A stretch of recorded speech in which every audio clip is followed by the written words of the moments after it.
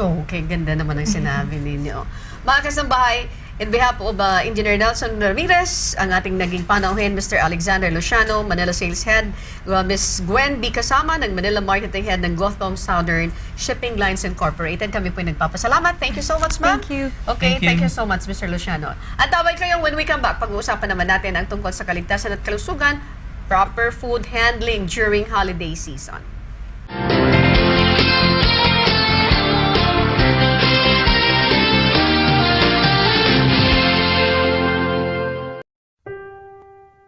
Ang beer may alcohol content na 3 to 6%. Ang alak naman ay 7 to 14%. At ang whiskey at gin ay 40%. Alam nyo bang ang pag-inom ng alcohol ay nakakabawas ng 15 taon sa ating life expectancy? Katunayan, nakapagdudulot ito ng hepatitis, brain hemorrhage, pagkasira ng ating panunaw, pagkakaroon ng tuberculosis, sakit sa puso at kanser sa bato. Dagdag pa rito ang diabetes dahil ang bawat bote ng beer ay katumbas ng 5 kutsarang asukal. Nakalulungkot isipin na sa pag-aaral ng Department of Health, nangunguna ang Pilipinas na manginginom sa Southeast Asia. Kaya sa statistics, 50% ng mga aksidente sa lansangan at mga krimen ay bunga ng kalasingan sa alak. Tinatayang 10 milyong Pilipino ang umiinom ng beer, alak at whiskey. Kaya kung sa isang araw lang ay magsisimula tayong umiwas sa alak, makatitipid tayo sa isang araw lang ng 200 milyong piso upang magamit sa mas makabuluhang bagay. Ang paggawa ng mabuti ay hindi magbubunga ng masama. Ito ang aming kampanya. Samantalahin natin ang mabuting pagkakataong ibinibigay sa atin ng Diyos upang gumawa ng kabutihan. Maaari natin itong pasimulan sa isang araw lang.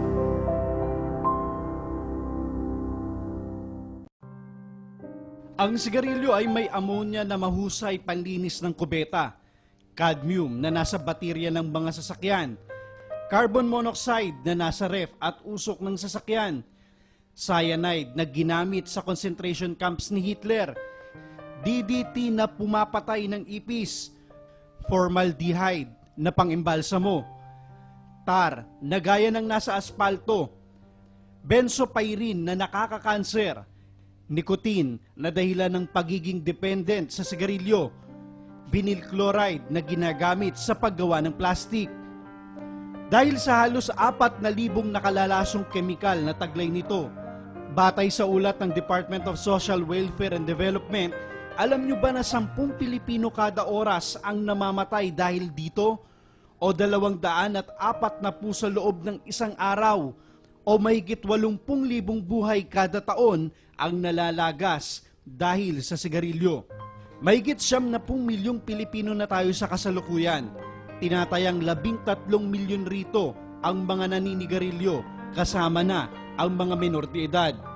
Kung ang 13 milyong Pilipinong ito ay magsisindi ng tigi-isang sigarilyo lang sa isang araw, lalabas na mahigit 13 milyong piso rin ang agad na nasasayang sa isang sindihan lang. Pumapangalawa rin ang paninigarilyo na sanhi ng kamatayan sa buong mundo. Umaabot sa 43 bilyong piso kada taon ang nagagastos ng publiko sa pagpapagamot ng mga sakit na dahil sa paninigarilyo. Malaking halaga sana na kayang makapagpatayo ng 200,000 bagong classroom sa isang taon para sa edukasyon ng ating mga kabataan. O kaya na may makapagpatayo ng mga ospital para sa may hirap nating mga kababayan. O pantawid gutom man lang sa mahigit kalahating milyong Pilipinong walang anumang makain sa isang araw. Ang paggawa ng mabuti ay hindi magbubunga ng masama. Ito ang aming kampanya. Samantalahin natin ang mabuting pagkakataong ibinibigay sa atin ng Diyos upang gumawa ng kabutihan. Maaari natin itong pasimulan sa isang araw lang.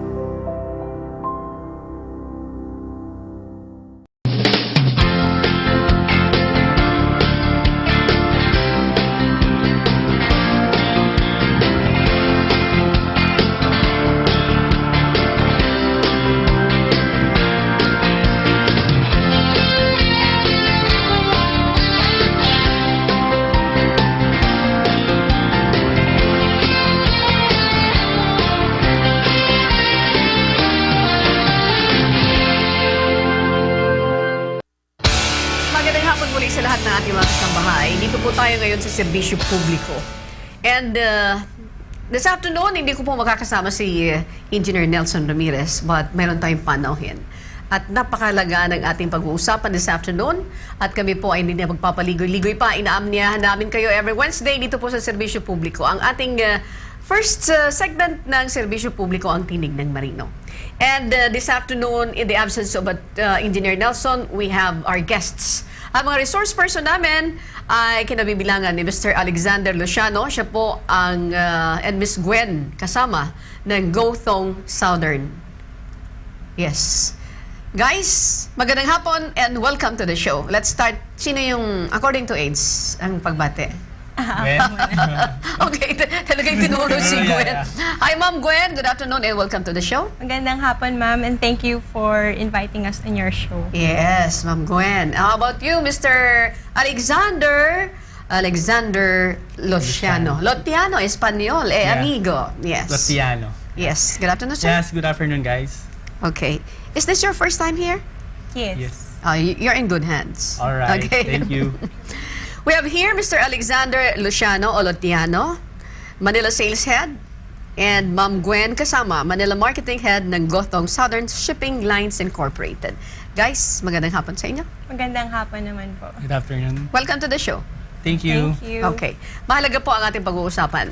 Ang ating topic this afternoon is about corporate social responsibility. At ito mga taong ito ay tamang-tama, makakaugnay natin sa usapin ng corporate social responsibility sa punto ng mga paglalayag ng mga barko Yes. sa ating mga karagatan. And this is my first question, Mr. Alexander and Ma'am Gwen. Maaari bang bigyan niyo na po kami ng konting background ng inyong kumpanya? All right. Gothong Southern Shipping Lines is a company, a family-owned corporation. Ito ay pag-aari ng pamilya. Yes, by Okay. Gothong of Cebu. Gothong ng Cebu City. Yes. Ayun. Gothong family of Cebu Okay. City. Right now, we have 6 vessels with a total capacity of 1,044 containers per week. We are actually sailing to 1,000? 44.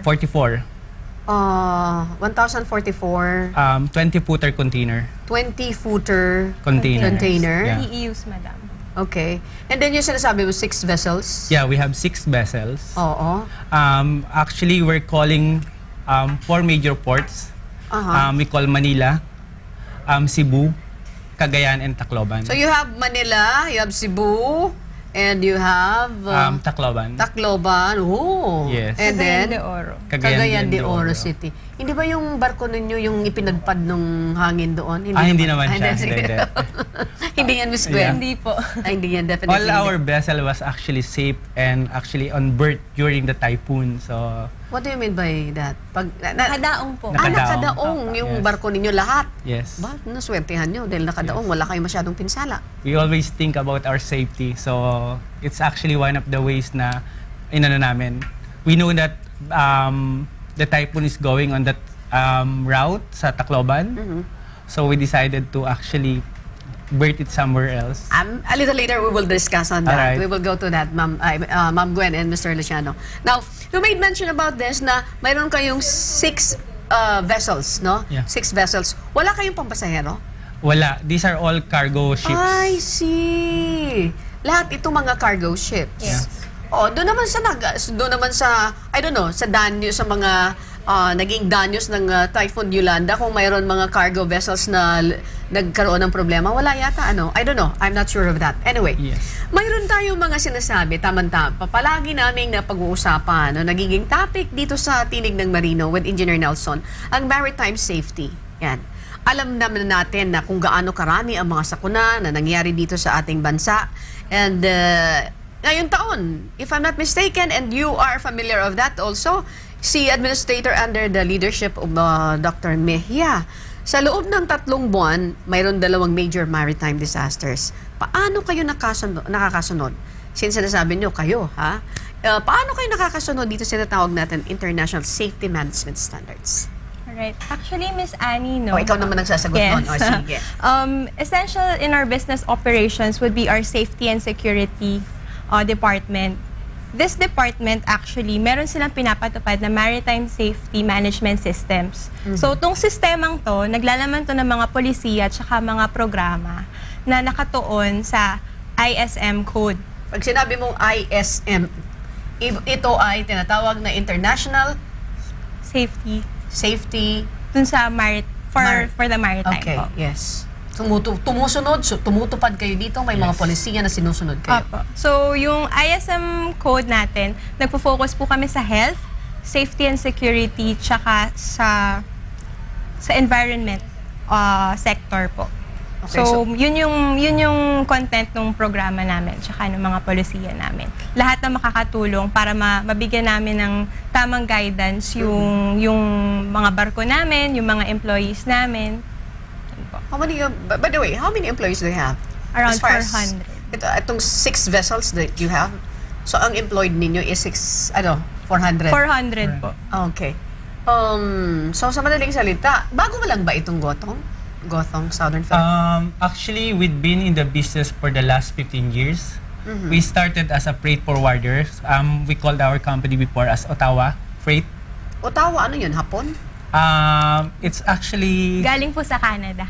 Oh, It's a place in I see. Canada. Okay. Oh. So, but since the management see the potential of going into shipping,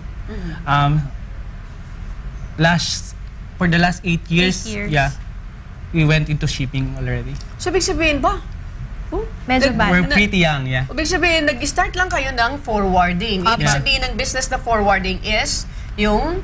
Sa mga logistics po. So, magta-transfer lang po kami ng goods papunta sa ibang lugar, either through ship, either through air, or through land. Yes. So, ngayon, nakita namin yung potential at overwhelming na rin po yung volume na natatanggap ng Ottawa. That's when we decided to actually venture out in becoming a shipping. When they started this business, were you there already? No.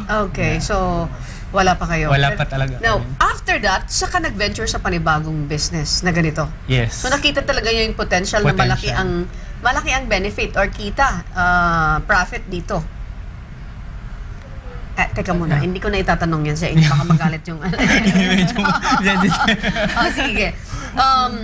Mga kasambahay, ang aming pinag-usapan is about corporate social responsibility ng Gothong Southern Shipping Lines Incorporated. Dahil nga, di ba, ang daming mga sakuna talaga sa ating mga karagatan. Sinasabi na this is man-made, yung iba naman ay may negligence yung ibang mga ahensya natin, hindi napapatupad yung mga dapat nilang maipatupad. Kaya ito po ay hinihimay-himay din namin. Saan kayo nakakuha po ng safety management officers, yung mga na magtuturo sa inyong mga tripulante? Actually, ma'am, medyo tedious yung namin, Human Resource Department sa paghahanap. We also have headhunters who actually look for highly qualified safety officers. Pag sinabi mong highly qualified, ibig sabihin, hindi dito yung pwede na yan. Kailangan talaga. Yes. Oo. Highly qualified. Ibig sabihin, mayroon talaga silang pinag-aralan tungkol Opo. dito. Tsaka mahalaga rin po yung mga certain certifications na nire-require ng safety department namin bago ka maging bahagi ng departamentong yun. Okay. Naku, talaga naman. Sino kaya mga pupwede dito? Mayroon pa bang makukuha dito sa Pilipinas? When we come back, babalikan natin ang katanungan na yan.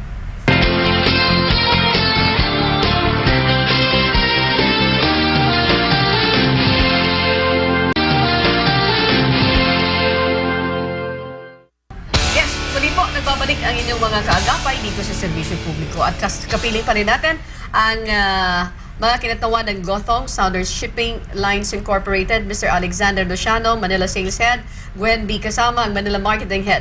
Okay. Tinatanong ko kanina kung nakakakuha ba kayo ng safety management officers para magturo sa inyong mga tripulante. Hindi ba kayo hirap? Dahil yung qualifications, sabi nyo nga is highly highly qualified yung mga mag-a-apply. Mayroon pa ba kayo nakukuha dito sa Pilipinas or you intend to hire abroad? Actually, ma'am, meron naman po tayong makukuha dito sa Pilipinas, pero nanggagaling sila sa iba't ibang industriya, not necessarily sa shipping. Okay. So we get it from from another industry na medyo rigid na yung safety. Kasi dito po sa Philippines kasi medyo hindi pa ganun ka widespread yung safety practices sa industry namin. Okay. Alam mo, ganda sinabi ni Ma'am Gwen, at least is honest. Yeah. And telling the public and telling the viewers na dito sa Pilipinas, hindi pa ganun ka aware? So yun, isa Yung nga ating po yun sa kababayan mga... as far as safety is Safety. concerned. Yes. Yun nga po yung isa sa mga battle cries ng company namin to actually infuse na yung safety, hindi lang siya makikita sa work, rather to our day-to-day lives. Exactly. Tama kayo doon. Ha? Maganda yun. Ha? Sana yung ibang mga natutulog sa pansitan ay marinig nila Yes. na yung kumpanya ninyo ay isa yan sa mga priority. Nagkaroon din ba kayo ng mga pagsasanay na tinatawag na emergency readiness evaluation at itong tinatawag na machinery readiness evaluation? Mr. Si Gwen pa rin yes, yan. yes, Sige. Gwen. That's the role of Ma'am Gwen. Yes.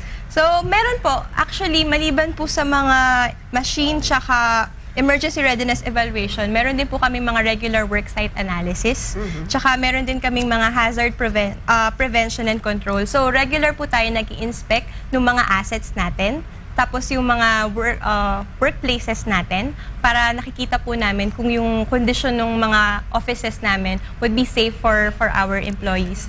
Aside from that, meron din po tayong mga inspections, yung mga biglaan, para makikita po natin kung yung mga safety procedures po natin ay natutupad ng mga empleyado. Very good. Okay. Going back to the safety ng ating mga vessels na lumalayag, we understand na mayroon kayong bumabiyahing barko sa Tacloban. Can we hear it from you, guys? Na during the Typhoon of Yolanda, asan yung barko ninyo na naglalayag sa Tacloban? Actually, our vessel during that time was actually en route to Tacloban. So, from Manila? From Manila, it went to Cebu. Then from Cebu, it's going to Tacloban. So Supposedly. ganun ang ruta nila? Yes. From Manila, Port of Manila, going Yes. to Cebu, and then Cebu, going to Tacloban. Tacloban. So, ano nangyari doon? When we heard about the warnings of the Super Typhoon Yolanda, Ano po yun? 3 days before that? Or hindi ko alam kung from Cebu to Tacloban, ilang araw ang biyahe? Isa po. isang araw. Isang araw lang? Yes. From Manila to Port of Manila, going to Cebu, it's 2 days. Ganun lang ba kabilis? Yes. Ayun, nakala ko 8 araw. I'm Yeah. sorry, hindi ako masyadong pamilyar. So 2 days Manila, Port of Manila going to Cebu, 2 days, and another 1 day from Cebu Port going to Tacloban. So Tacloban. equivalent of 3 days. 3 days. So kailan nyo narinig na mayroon tayong magiging super typhoon? Is it 3 days before the typhoon, the actual typhoon, or what? Yeah, actually, it's a week before pa lang. Di ba, may Super Typhoon na. So, Naghanda na po. Naghanda na kami talaga. So, yung mga vessels Anong preparation ang ginawa ninyo? Kasi hindi na sila nakapunta ng they're supposed to go to Tacloban Port and then Yes. nandoon na sila na hold sa Cebu. All our vessel was actually in anchorage. Naka-berth sila. Hindi namin sila pinaglayag during the time na alam naming may bagyo. Malaki ba yung barko ninyo? Our biggest vessel right now could actually accommodate 200 TEUs or I don't we'd know. say I cannot understand that. Anong ibig sabihin po? 200 containers, 20-footer containers. Sa Pilipinas ba, ganun ba ang isa sa mga malalaki na maituturing na barko na nakakapaglula ng 240-footer van like that? Yeah, there are actually bigger boats than us, pero yung efficiency is actually ideal for yung mga ganong size lang. Okay. Yes. Uy, mabuti binanggit mo yan kasi maalala ko lang, pumasok bigla sa isip ko. Dito sa Pilipinas, I mean, practice yata. I don't know. Yung iba naman, baka hindi naman gumagawa. Pero napag-usapan namin ito, nabanggit namin ni engineer na sometimes, mayroon tayong mga barko na ginagawa nila ng paraan para makapaglulan pa, madagdagan yung mga lulan nila, mga 40-footer van na yan. Yes. Tama bang tawag ko doon? Yes. Containers. Containers. Vans. Ginagawa nila, ina-alter nila. Sa inyo bang vessel so far, mayroon kayong alteration na ginawa? O kung ano yung binili ninyong vessel na nanatiling ganun din ang size niya? Walang alteration, itinaas ito or what? So far, wala naman kaming ginawang alteration sa mga barko namin. It's basically the same. What we're doing is actually just preserve the quality of our boats. So hindi kayo gumagaya doon sa practice ng ibang mga may-ari, yung mga ship owners na para lang makapag-accommodate ng maraming pasahero, ng maraming kargamento, ina-alter nila yung barko. Yes. Kasi kami, we always think about our safety. Oh, how nice. It's always safety first. Okay. Pinag-uusapan namin yung pag-ingat ninyo para yung barko ninyo na supposed to be papunta ng Tacloban hindi nadamay. Dahil yung lahat ng mga barko ninyo ay nakadaong. Nakadaong. Ayun. Yan bang ginagawa niyo every time? Lately, mayroong binabalita na mayroon naman pagsama ng panahon. So, gaano kayo ka-alerto doon? We have this department that actually monitors the weather, that gives advisory to all sa company. So whenever we receive that kind of information, management would always convene and discuss the safety. So usually, hindi talaga kami nagsisail. Ma'am Gwen, wala mga insidente na nagkaroon na na-involve sa mga disasters ang inyong mga vessels so far?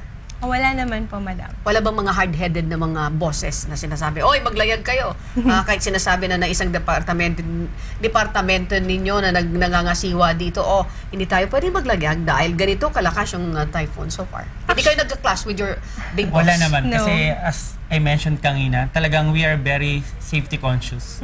Tsaka po yung president po mismo sa amin yung nagsispearhead na every time na meron po kaming gagawin sa operation, safety yung primary concern namin. Wow, galing naman kapag gano'n, diba? Talaga naman, you will not expect any problems along the way. Mayroon kaming nasasagap na balita. I don't know, you have to confirm this. Ang inyong kumpanya ang unang nagresponde tungkol sa pagdadala ng relief goods. Is Yes. it correct? Yes.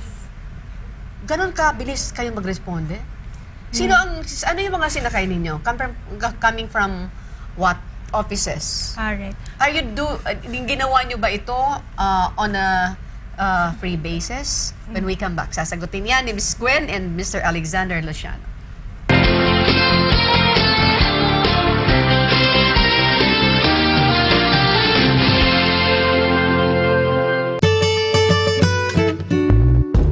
You are watching Serbisyo Publiko.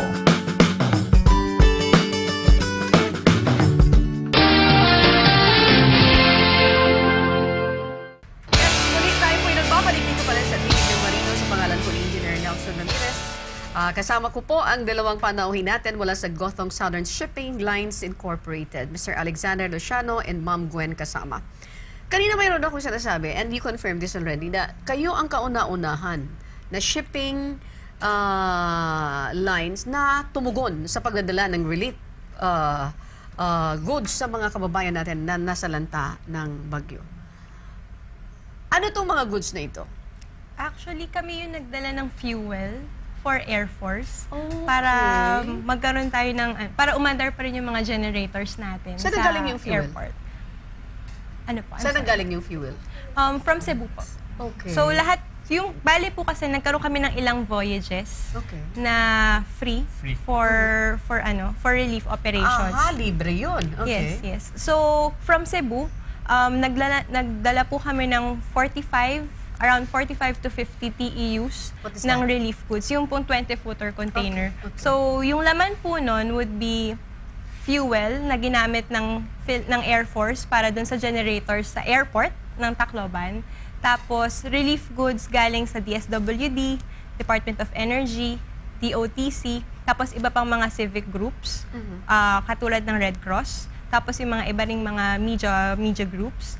Tapos, meron din po tayo from companies in Cebu na merong mga trabahador sa Tacloban na gusto nilang tulungan. Tsaka yung mga concerned citizens na rin po. And you do it for free? Yes. Okay. Speaking of free, kasi sa UNTV maraming libre po dito. Nabanggit niyo yung libre. Isa-isahin ko yung libreng edukasyon, libreng sakay. Maraming libreng medical services sa pangunguna pa rin ng aming Kuya Daniel Rason. Okay. Let's say for example, mayroon gustong tumulong. Hanggang ngayon di pa naman natitigil yung pagbibigay ng tulong. Ina-accommodate nyo pa rin ito? Yes po. Ang galing naman. Ang babait naman talaga nito mga taga-Gotong. Okay. Now, mayroon pa dito ha. Nalaman din namin, especially itong United Filipino Seafarers na pinangangasiwaan ni Engineer, nagpadala rin sila ng relief goods para sa Bohol. Kayo? Talaga? At pinadala rin sa barkong ito yung mga relief goods na papuntang Bohol. Kasi yung United Filipino Seafarers tumulong din. Yes, Okay. opo. Kontak ko po si na engineer. Ayun, sila din ang tumulong. Kayo din ang tumulong para manala yung relief goods. Okay.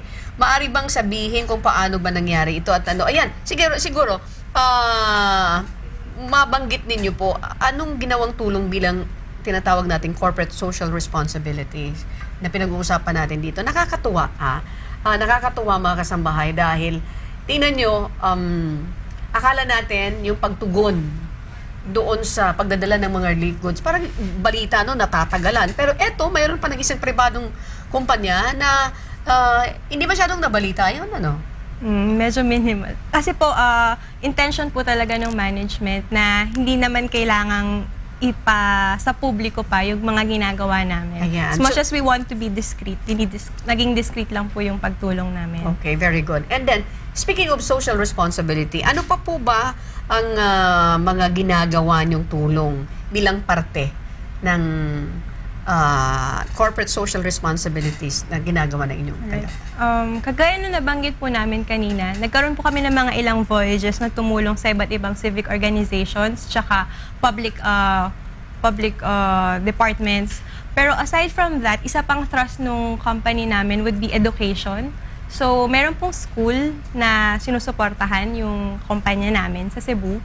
Tapos, dun sa mga iba pang mga branches, maliban sa Cebu, kagaya namin sa Manila, sa Cagayan de Oro, meron din po kami mga sponsor ng mga classrooms para makatulong sa rehabilitation ng facilities, tsaka makapag-provide din po kami ng mga educational materials. Ibig sabihin, dun sa mga nawasak, of course, napakarami nawasak. I don't know, ilang thousands of school buildings na destroyed, totally destroyed, and then hindi na nila ito magagamit. So, ibig sabihin, yung pagtatayo ng structure noon, sa pagbanumbalik na tayo ng building, are you part of that? Tumutulong din kayo? Tumutulong din po kami. Okay. Now, ang ating susunod na katanungan dito, sa inyong experience sa loob ng 15 taon na nariyan kayo, maaring ilang taon pa lamang kayo? Sa shipping po, 8. 8. Kayo po? 8, matagal na rin. Kayo po? Actually, I've been a shipping practitioner for the last 8 years also. But I just recently joined Gotong Ano po yun? Saan kayo nanggaling? from another shipping lines. I see. So you transfer from this company? Yes. Siguro malaki ang offer. Siguro malaki ang offer.